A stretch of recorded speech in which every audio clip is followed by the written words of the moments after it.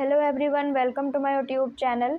Jharkhand G K special series की ये class number 7 है, या फिर कह सकते हैं कि ये टेस्ट नंबर 7 है। इससे पहले 6 क्लासेस हो चुकी हैं। जिस किसी ने भी नहीं देखा है, इन क्लासेस को लगा लेना, एज ए टेस्ट देना, और आपके कितने स्कोर होंगे कमेंट सेक्शन में बताना। और आज यहाँ पर जैसे आप देख रहे हैं टॉप 16 क्वेश्चन हैं। आज कम क्वेश्चन इसलिए हैं क्योंकि हम लोग यहाँ पर विद एक्सप्लेनेशन देखने वाले हैं, ठीक है। और जितने भी क्वेश्चंस करेंगे ना, सारे के सारे क्वेश्चंस इंपॉर्टेंट हैं और PYQs भी हैं। और जितने बच्चे यहाँ पर JSSC JPSC की प्रिपरेशन कर रहे हैं, जो अभी होने वाली है एग्ज़ाम, तो उनके लिए ये क्लास मैंडेटरी है। स्टार्टिंग से एंड तक आप कंटिन्यू बने रहना, और सेशन कैसे लगेगा लास्ट में ज़रूर से कमेंट करके बताना, ठीक है। क्वेश्चन नंबर फर्स्ट है, पुराणों में किसे देव नदी के नाम से जाना जाता है? और ये क्वेश्चन वन अधिकारी परीक्षा 2012 में पूछा गया है। तो कौन सी नदी है जिसको देव नदी के नाम से जाना जाता है? तो वो नदी कौन सी है? दामोदर नदी को देव नदी के नाम से जाना जाता है।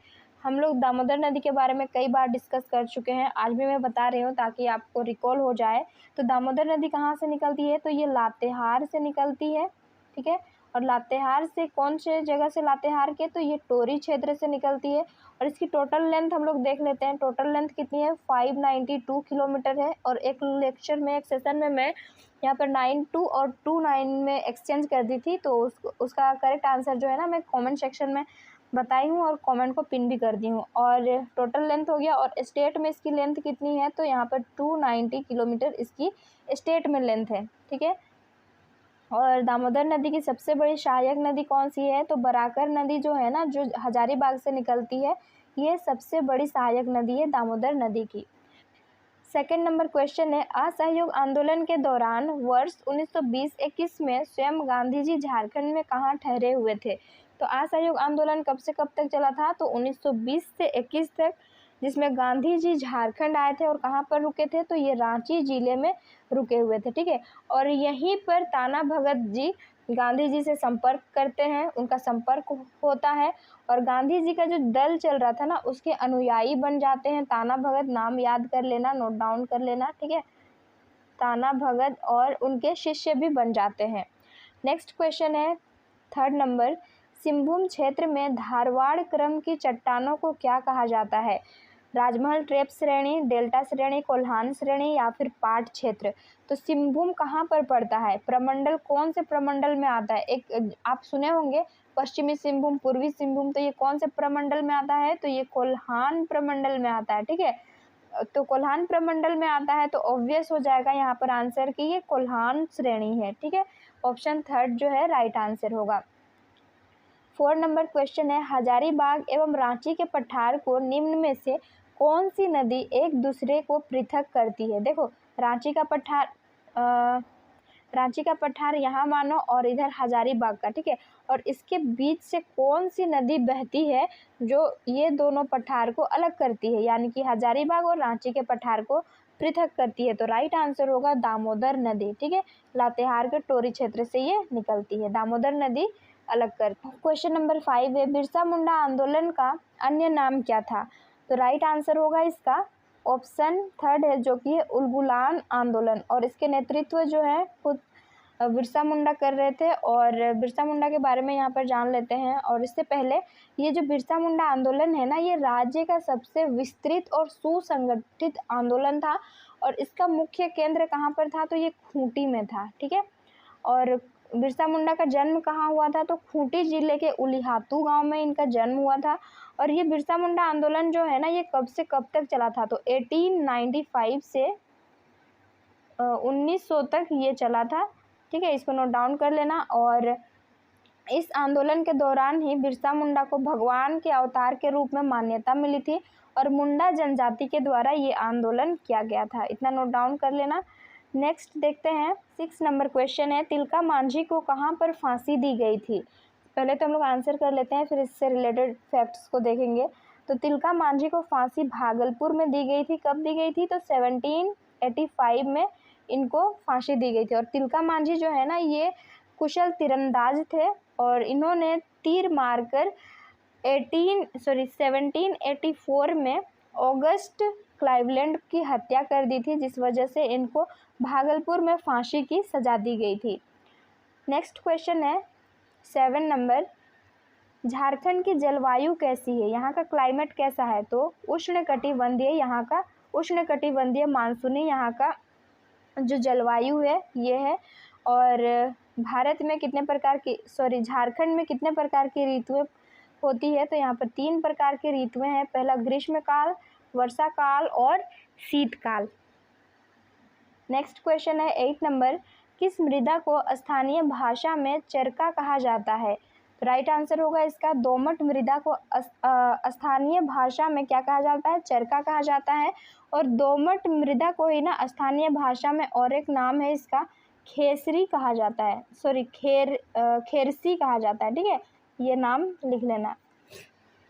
नेक्स्ट क्वेश्चन है 9 नंबर, चानन नदी का वास्तविक नाम क्या है, चानन नदी का वास्तविक नाम जो है ये पंचानन है। Option second will be the right answer. और ये नदी जो है ना 5 जलधाराओं से मिलकर बनी है। और इस नदी की जितनी भी जलधाराएं हैं, करेंट्स जिसको बोलते हैं, वो छोटा नागपुर पठार से निकलती है। तो राइट आंसर ऑप्शन सेकंड होगा। 10 नंबर क्वेश्चन है, कौन से जलप्रपात को गौतम धारा के नाम से भी जाना जाता है, ये इंपॉर्टेंट क्वेश्चन है। तो कौन से जलप्रपात को देख लेते हैं, यहाँ पर गौतम धारा के नाम से जाना जाता है, तो ये जोन्हा जलप्रपात जो है ना इसको गौतम धारा के नाम से जाना जाता है। और यहाँ पर गौतम बुद्ध ने यहाँ पर स्नान किया था, इसलिए इसको गौतम धारा के नाम से जाना जाता है। और ये कहाँ पर पड़ता है, तो ये रांची जिले में पड़ता है और ये रारू नदी में है, ठीक है। और इसकी ऊंचाई कितनी है, लिख लेना 150 फीट इसकी ऊंचाई है। अब यहाँ पर ऑप्शन में जैसे मोती जरा वाटरफॉल आपको देखने को मिल रहा है, तो इसकी ऊंचाई कितनी है, तो इसकी भी ऊंचाई 150 फीट है। और इसकी बूंदें जो है ना मोतियों के समान दिखाई देती है, इसलिए इसका नाम मोती जरा जलप्रपात पड़ा है, ठीक है। और क्वेश्चन नंबर यहाँ पर 3 है, बूढ़ा घाघ जलप्रपात, क्वेश्चन नंबर तो नहीं, ऑप्शन 3 वाला को भी देख लेते हैं।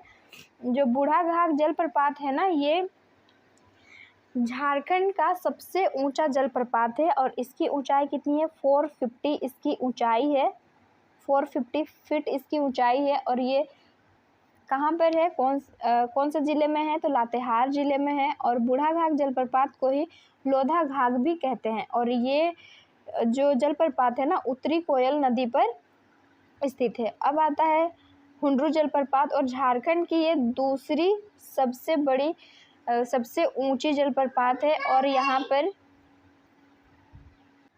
ये झारखंड की दूसरी सबसे ऊंची जो जलप्रपात है। और ये कहाँ पर पड़ता है, ये हुंड्रू जलप्रपात जो है ना स्वर्ण रेखा नदी पर पड़ता है। इसकी ऊंचाई कितनी है, 300 फीट इसकी ऊंचाई है, दूसरा सबसे ऊंचा जलप्रपात है झारखंड में। क्वेश्चन नंबर 11 है, मसांजोर डैम किस नदी पर निर्मित परियोजना है, तो ये कौन सी नदी पर निर्मित परियोजना है, तो राइट आंसर होगा मयूराक्षी नदी, ठीक है।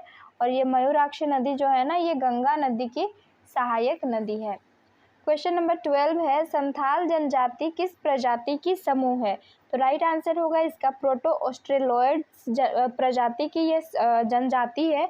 संथाल जनजाति की यहाँ थोड़ी बात कर लेते हैं हम लोग। संथाल जनजाति जो है ना जनसंख्या की दृष्टि से झारखंड की सबसे बड़ी जनजाति है, ठीक है, इस चीज़ को ध्यान रखना, झारखंड की सबसे बड़ी जनजाति है संथाल जनजाति। और ये राजमहल पहाड़ियों में दामन एक कोह इनका जो है ना मुख्य स्थान है, मुख्य निवास है दामन एक कोह।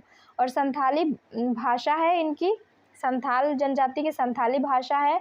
और इसकी लिपि क्या है, कल मैं ये क्वेश्चन कराई थी, तो ये ओलचिकी जो है इसकी क्या है, लिपि है। और भारतीय संविधान की अनुसूची 8 में संथाली जो 22 भाषाएं हैं, 22 भाषाओं में एक भाषा कौन सी है, ये संथाली भाषा है। नेक्स्ट क्वेश्चन है 12 नंबर, ये रिपीट हो गया है, ऑप्शन फर्स्ट राइट आंसर होगा। 13 नंबर क्वेश्चन है, फूट डालो राज करो नीति का विरोध इनमें से किसने किया था, तो राइट आंसर इसका होगा ऑप्शन सेकेंड, तिलका मांझी ने फूट डालो राज करो नीति का क्या किया था, विरोध किया था। तिलका मांझी के बारे में हम लोग जान लेते हैं, ये संथाल जाति से बिलोंग करते हैं। और इनका जन्म 11 फरवरी 1750 में हुआ था। और कहाँ पर हुआ था, तो सुल्तानगंज में हुआ था, इस चीज़ को नोट डाउन कर लेना। और इन्होंने, अभी हम लोग इससे पहले भी किए थे, इन्होंने 13 जनवरी 1784, ठीक है, यहाँ पर अच्छे से लिख देती हूँ।